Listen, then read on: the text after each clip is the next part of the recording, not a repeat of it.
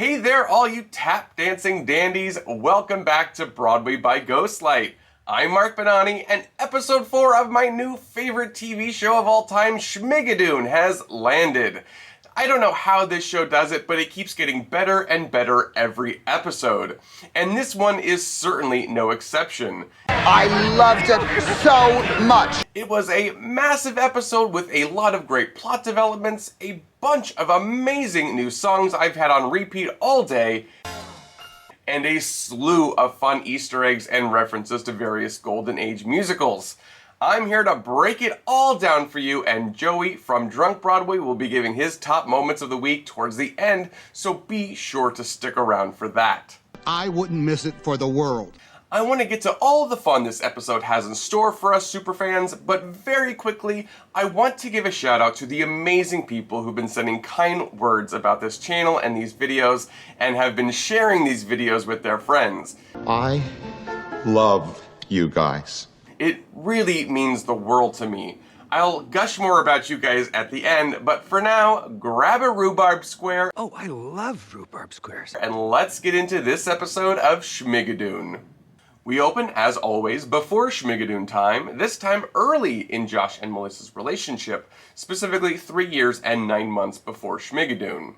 A very funny scene here in this little off-Broadway black box theater that we've all spent time at in our years, I'm sure. The name of the theater here is a great Easter egg, the Lonely Room Theater.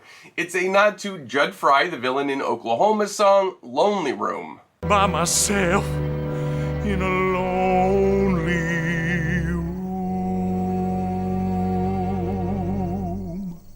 The posters outside here too are some fun nods. This one here is for a band named the Modern Millies, a play of course on the film-turned-Broadway musical Thoroughly Modern Millie.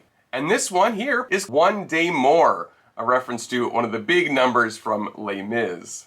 No duh. They really nailed this off-Broadway aesthetic with the headshots outside. There's also a flyer for a lost cat, and a flyer for acting lessons, which you also see on the back of the program inside. Well done, art department of Schmigadoon. You guys, you're the real heroes.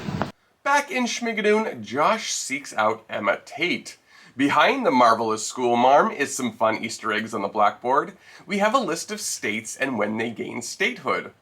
Oklahoma, obviously, is a nod to the musical Oklahoma. Maine is where Carousel is set. Iowa is where the Music Man's fictional River City is located, but also where Roger and Hammerstein musical State Fair is set. Indiana is a reference to Gary, Indiana, an important location and song in The Music Man. Gary, Indiana. Gary, Indiana. Gary, Indiana. My home sweet home. And New York, of course, is, I'm assuming, only specifically referencing Muppets Take Manhattan and nothing else. Well, what are we waiting for? Let's go to Broadway! We finally get to know Doc Lopez.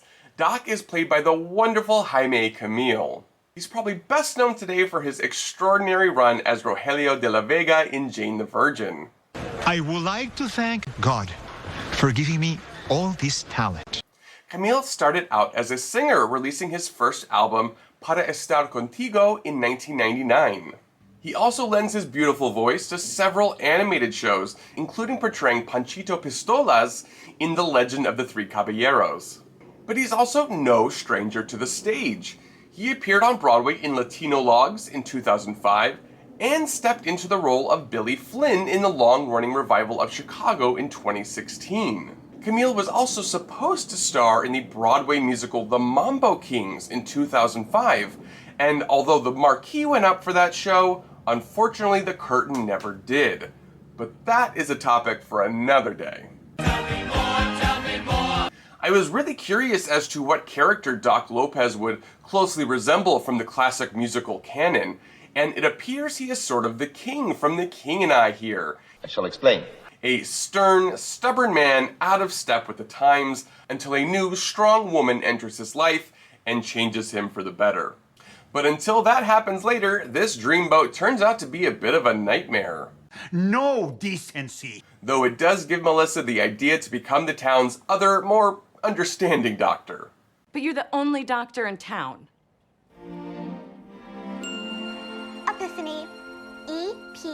Epiphany. Epiphany. An extremely funny transition here with the word epiphany, bravo Cinco Paul. And the little girl who spells it is named Zanita. Zanita was the daughter of Mayor Shin in The Music Man. God. The next child to be called on is Tommy, most likely a reference to Tommy Giles, Zanita's love interest in The Music Man. Great honk. Or possibly Tommy Albright from Brigadoon. I love here in the background all the books bound by belts just hanging there not being used, because you always see old-timey school kids with their books bound like that. That's so true. And then Ariana DeBose gets her big number with this amazing group of kids. When you've got a job to do, you must try with all your heart. The song is called With All of Your Heart, and it is probably one of my favorite show tunes of all time now. That's a bold statement. To me, it sounded like a wonderful blend of Getting to Know You from The King and I, Chaps who keep at it till the job is done. meets Revolting Children from Matilda, There's no way to live.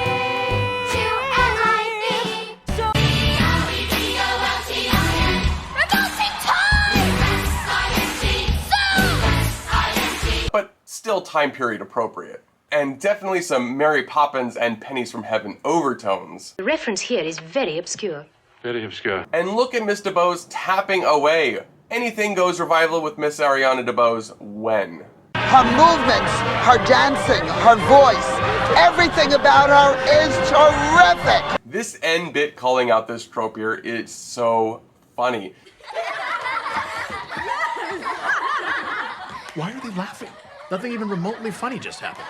In musicals, particularly movie musicals, this laughing thing is done to cover up that awkward space after a big song finishes because there isn't a live audience, so there's no applause. Makes sense. At the Schmigadoon multi-faith bake sale, which is just Presbyterian and Methodist, a very funny joke, we get a scene with Mayor Menlove and Reverend Layton. Can I tempt you with anything? Could I be getting one of my Schmiga wishes? And I thought I was the only one. If you listen closely, the church bells ring a little bit of Somewhere Love is Waiting for You.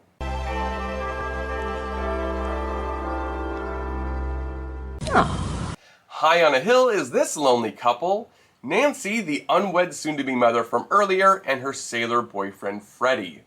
Nancy is most likely a reference to Nancy, the doomed character from Oliver, and Freddie most likely is a nod to Eliza's suitor from My Fair Lady. Freddie Einsford Hill. The setting here is clearly meant to evoke the sound of music in these snow-capped mountains, though the cabin gives me a little Seven Brides for Seven Brothers vibe as well. Freddie's sailor outfit is a callback to this line from the previous episode. Thought the poor could use these. Emma, this is wonderful. We needed more sailor suits. Thank you.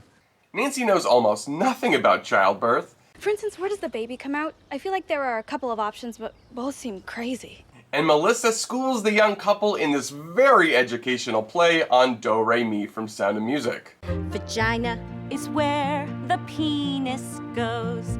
Ovaries make eggs for you and me. I know how I'll be teaching my daughters about sex. Thanks, Cinco Paul. Saves me an awkward conversation. Back at the schoolhouse, Josh cannot get that dadgum door open. I don't even use language like that. But he doesn't have to worry about it for too much longer because Betsy and her pa come in shotgun at the ready demanding a wedding. Then the boss, Emma Tate, schools that man and gets Josh out of that sticky situation for good. After Josh and Emma bond over brassieres, you have a remarkable passion for brassieres. Josh seemingly starts a song but shuts it down immediately. Well. We have not heard Josh sing at all so far, which is super interesting. He turns to ex Melissa for advice, and she tells him he's going to have to sing. You're gonna have to sing, Josh. Not happening. She then gives a wonderful little lesson on musicals, pretty much exactly the same one I give when anyone asks me why people sing and dance in musicals. That's how musicals work. When you're too emotional to talk, you sing. When you're too emotional to sing, you dance. Melissa then gives this line, which if you're any kind of historian or buff, you felt it. I'm so torn between really not wanting to help you and really wanting to show off how much I know. And then Mel does my job for me and breaks down Emma's Music Man connection. She's a teacher accompanied by a young boy that's very Music Man. And who would I be in that? Harold Hill. I think she may have missed just a little bit of the full story arc of that musical. So what did the Music Man do to win over the teacher in their musical? He gave her little brother a trumpet. Why? Why, Shapoopy? I don't know. Do you need to know the whole plot? How much time do you have? I'm still laughing at that. That's the slogan for my Broadway breakdowns from now on. Why Shapoopy? I don't know. Do you need to know the whole plot? How much time have you got? Anyways, Nancy's baby is born, and luckily it wasn't too much trouble thanks to this being a musical. It's the first time I've ever had a baby come out completely dry. Yeah, that was weird. I also want to point out one of my favorite little Easter eggs I noticed. If you look carefully at the eye chart in Doc Lopez's office, it says Lopez is very extremely handsome, would you not agree? I think we can all agree on that, right? Later, when the doc confronts Melissa, she stands up to him and gives him a very mame-ish speech, though with a sex ed twist. In spite of you, they are going to truly live. Live, that's the message. Sadly, it does not go as planned, and the senior Lopez kicks the bucket. At his funeral, we learn that his son, Doc Lopez Jr., is a widower. Could he be morphing from a king to a captain, perhaps? You know something? You may be right. And with the words of Reverend Layton and a little nudge from Melissa, Mayor Minlove comes out to the whole town. I'm a homosexual. And Alan Cumming gets a glorious reprise of his song from episode 2. Alan has stated that whenever he walks into a club, they usually play Willkommen from Cabaret, of course. But now he suspects it'll be this. I'm a homosexual. Josh gets Carson a kazoo instead of a trumpet, and the excited Carson goes full Winthrop and gives us some great thithters. Sister! Sister! The moment plays out almost exactly like in The Music Man. Sister! Isn't this the most stunty solid gold thing we ever saw? That evening, Josh and Emma and Melissa and Jorge, aka Doc Lopez, play dueling love scenes with the delightful title song from this episode, Suddenly. This song, I think, is a great example of why this show works so well. They are acknowledging how odd this trope is in older musicals and movies and things, where the characters suddenly are full-blown in love after just knowing each other for a short time. Do you believe in love at first sight? I believe in lust at first sight. But it isn't just a wink or a spoof, it just lives it. It tells an earnest story using the language of musicals for better or worse, mostly better. Mostly. And it does it well with the right people. Bravo, Cinco Paul, and everyone involved in this show. And let's talk about the choreography here. Absolutely stunning. This move here in particular is straight out of The Sound of Music. And at the end of this beautiful number, it starts snowing, even though the calendar earlier said it was August.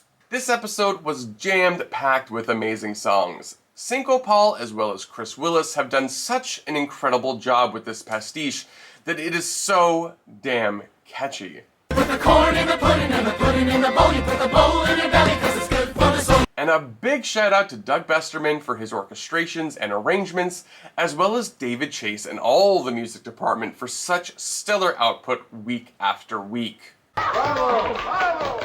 What did y'all think of this episode? I think it's pretty obvious I loved it. It's good. It's really good. It's really, really good. Yeah, it's really good. Sounds like it's really good. It is. For his takes on this episode, here is Joey Drunk Broadway McDaniel with his favorite moments from this newest episode. Hi, I'm Joey Drunk Broadway McDaniel, and we have so much to be thankful for in this episode of Schmigadoon.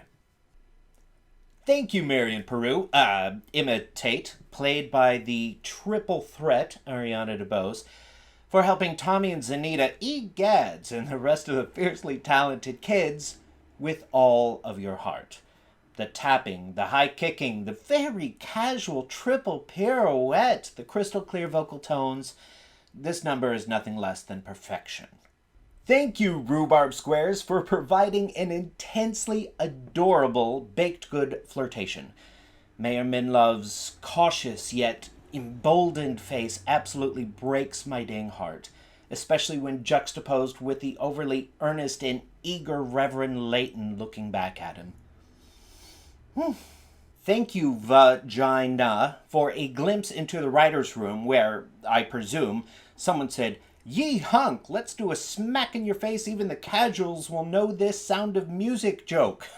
From the guitar strumming, to the painted Alps, to the lovely precise diction, the happiness of the growing knowledge of the couple, I laughed until I cried and doubled over in pain.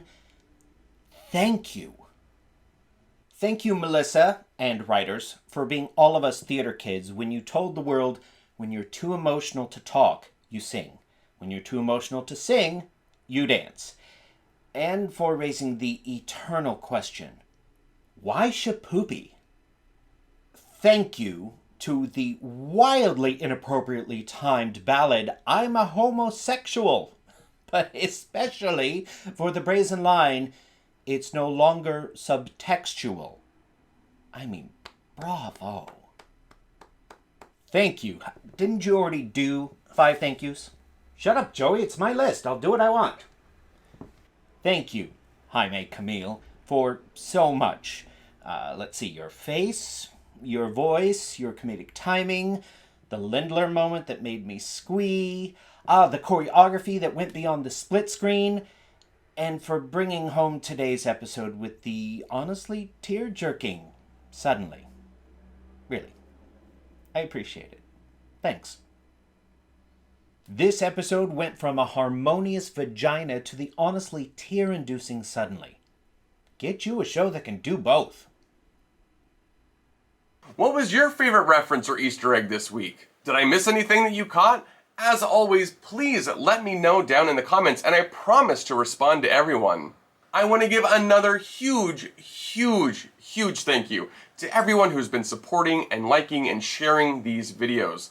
It is not only incredibly helpful in growing this channel, but it really means a lot to me personally, so thank you from the bottom of my heart.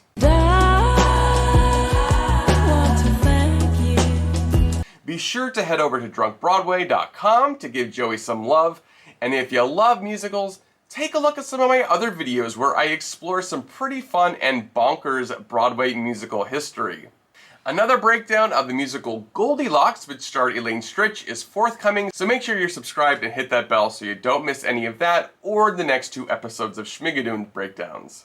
We'll be waiting for them. Thank you to those who've stayed to the end of this video. You guys are really awesome. Until next week, I'm Mark Bonanni. This is Broadway by Ghostlight.